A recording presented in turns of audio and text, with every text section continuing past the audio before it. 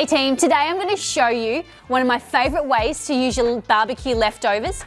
We've got some pulled beef rib, which we smoked up last week, and we're going to turn it into nachos. To show you how easy it is, I'm even going to get the kids to do it. Now we're using a smoked beef rib that we cooked up last week. We pulled it off the bone, put it into a vacuum sealed bag and into the freezer. We pulled it out of the freezer, put it in a pot of simmering water for about 30 minutes. If you're short of time, you can also pop it in the microwave to reheat it. So we have our corn chips, our salsa, our pulled beef rib, our cheese, our sour cream, and our guac. Guys, let's get going.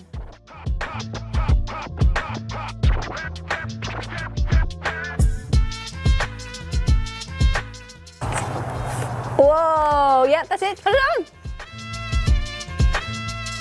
Whoa. Amazing.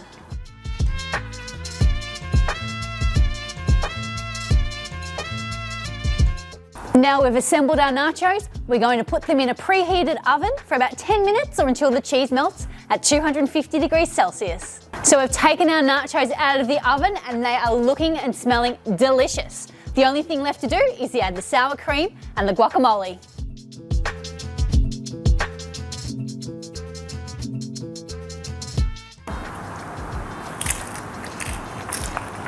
Good? Let me try.